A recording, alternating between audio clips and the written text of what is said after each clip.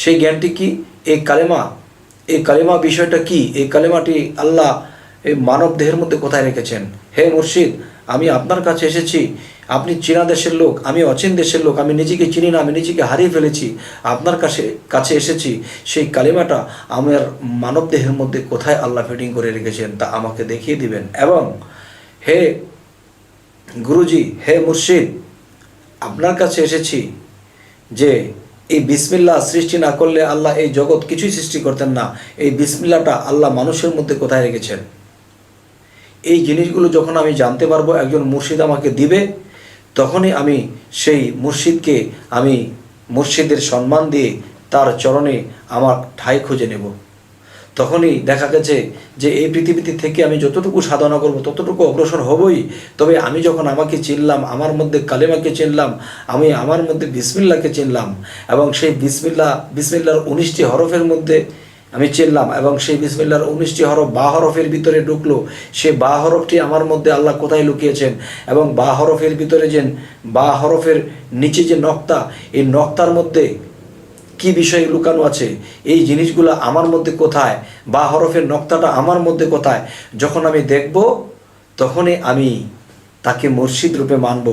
এবং সেই রূপে যখন আমি প্রেমে ফানাফিল্লা হব, একদিন কি হবে?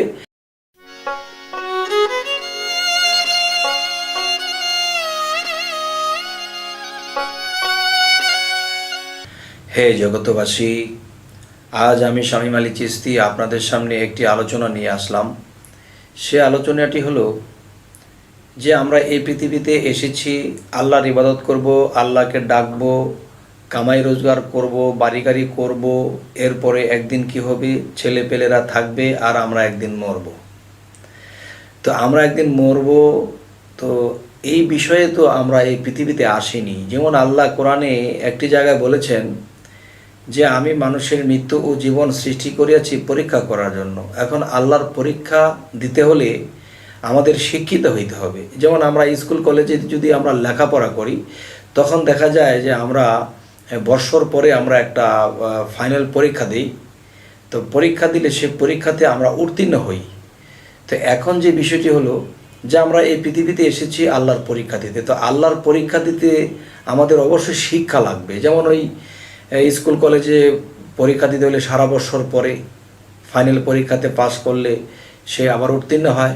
তো আমরা এই পৃথিবীতে এসেছি, দেখা যায় আল্লাহর ইবাদত করব, কামাই রোজগার করব, হক হালাল বেঁচে চলবো, এটাই কি শেষ? না বাবা, তো এটাই শেষ নয়। এটা যদি শেষ না হয় তাহলে আমাদের কি করতে হবে?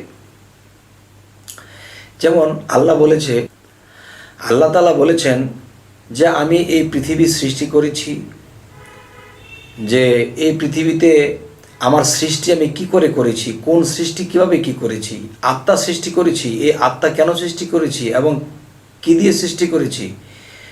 তাহলে এই জ্ঞান সম্পর্কে আল্লাহ জানার জন্য নিষেধ করেন নাই যে তোমরা জ্ঞানী হও।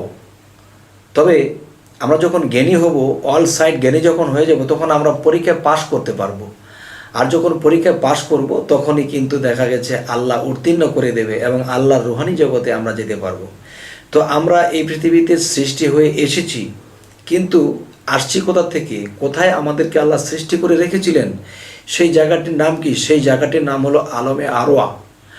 আলমে আরওয়াতে আল্লাহ আমাদেরকে সৃষ্টি করে রেখেছেন এবং এই পৃথিবীতে পাঠিয়েছেন পরীক্ষার মঞ্চে। এই মঞ্চে আমার যেরকম অভিনয় হবে সেরকমই আমার উত্তীর্ণ বিষয়টা হবে।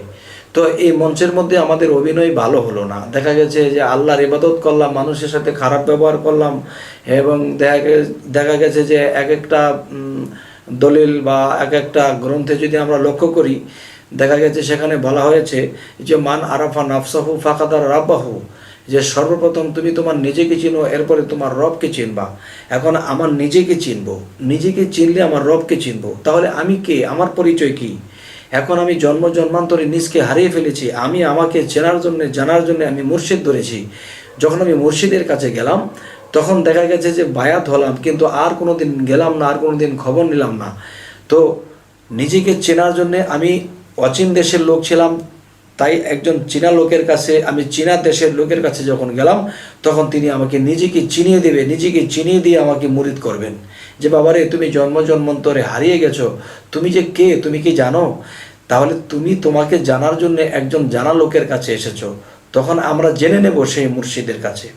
তখন আমরা জেনে নেব কি? আমরা তখন জেনে নেব যে আল্লাহ আমাদেরকে সৃষ্টি করেছে, যে এই সমস্ত বিশ্ব ব্রহ্মাণ্ড আল্লাহ যখন সৃষ্টি করেছেন, এর আগে আল্লাহ কি সৃষ্টি করেছেন? এর আগে সৃষ্টি করেছেন আল্লাহ কালেমায়ে তাইব লা ইলাহা ইল্লাল্লাহু মুহাম্মাদুর রাসূলুল্লাহ। সর্বপ্রথম আল্লাহ এই কালেমায়ে তাইব যে বিষয়টা, এই কালেমাটা আল্লাহ সৃষ্টি করেছেন। এবং এই কালেমাটা কোথায় নিহিত? এই কালেমাটা বিসমিল্লাহর ভিতরে নিহিত। আর এই বিসমিল্লাহটা কোথায় নিহিত?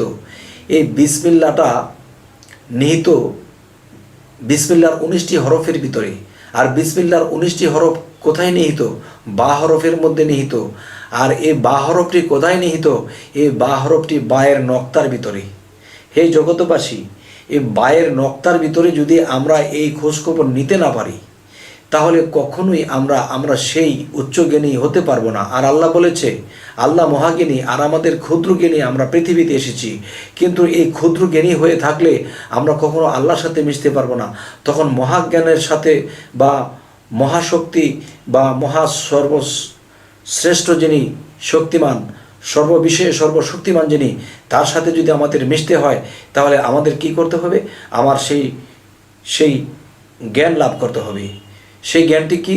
এই কালেমা বিষয়টা কি? এই কালেমাটি আল্লাহ এই মানব দেহের মধ্যে কোথায় রেখেছেন? হে মুর্শিদ, আমি আপনার কাছে এসেছি, আপনি চীনা দেশের লোক, আমি অচীন দেশের লোক, আমি নিজেকে চিনি না, আমি নিজেকে হারিয়ে ফেলেছি, আপনার কাছে এসেছি। সেই কালেমাটা আমার মানব দেহের মধ্যে কোথায় আল্লাহ ফিটিং করে রেখেছেন তা আমাকে দেখিয়ে দিবেন। এবং হে গুরুজি, হে মুর্শিদ, আপনার কাছে এসেছি যে এই বিসমিল্লাহ সৃষ্টি না করলে আল্লাহ এই জগৎ কিছুই সৃষ্টি করতেন না। এই বিসমিল্লাহটা আল্লাহ মানুষের মধ্যে কোথায় রেখেছেন? এই জিনিসগুলো যখন আমি জানতে পারবো, একজন মুর্শিদ আমাকে দিবে, তখনই আমি সেই মুর্শিদকে, আমি মুর্শিদের সম্মান দিয়ে তার চরণে আমার ঠাঁই খুঁজে নেব। তখনই দেখা গেছে যে এই পৃথিবীতে থেকে আমি যতটুকু সাধনা করব ততটুকু অগ্রসর হবই। তবে আমি যখন আমাকে চিনলাম, আমার মধ্যে কালেমাকে চিনলাম, আমি আমার মধ্যে বিসমিল্লাহকে চিনলাম, এবং সেই বিসমিল্লাহর 19টি হরফের মধ্যে আমি চিনলাম, এবং সেই বিসমিল্লাহর 19টি হরফ বা হরফের ভিতরে ঢুকলো। সে বা হরফটি আমার মধ্যে আল্লাহ কোথায় লুকিয়েছেন, এবং বা হরফের ভিতরে যে বা হরফের নিচে যে নক্তা, এই নক্তার মধ্যে কি বিষয় লুকানো আছে, এই জিনিসগুলো আমার মধ্যে কোথায়, বা হরফের নক্তাটা আমার মধ্যে কোথায়, যখন আমি দেখব, তখনই আমি তাকে মুর্শিদ রূপে মানব। এবং সেই রূপে যখন আমি প্রেমে ফানাফিল্লা হব, একদিন কি হবে? একদিন আমরা সেই আলমে আরতে যাব। সেখান থেকে আল্লাহ বাছাই করে আমাদেরকে যেখানে দেওয়ার আল্লাহ সেখানে দেবে। তবে চাই না মুর্শিদের কাছে, চাই না আল্লাহর কাছে, চাই না রাসূলের কাছে, চাই না বেহেশত, চাই না দোজখ, চাই তোমার হুব্বে দিদার। যদি তোমাকে আমি পাই, তাহলে হয়ে যাব আমি পার, আমার আর চিন্তা থাকবে না এই জগত মাঝে। হে জগতবাসী, আজ এই কথাগুলো বলেই রাখবো। সকলেই ভালো থাকবেন। আমাদের চ্যানেলটি যদি আপনাদের কাছে ভালো লাগে, তবে অবশ্যই সাবস্ক্রাইব করুন। তবে আপনাদের সাথেই আমি থাকবো। যখনই আপনাদের মনে পড়বে, তখনই মনে করেন আমি আপনাদের সামনে উপস্থিত হব। যদি কিছু কথা আপনাদেরকে পেশ করতে পারি, বলতে পারি, নিজের জীবন ধন্য হয়ে যাবে। হে জগতবাসী, আজ এই বলেই রাখছি, সকলেই ভালো থাকবেন। আল্লাহ হাফিজ।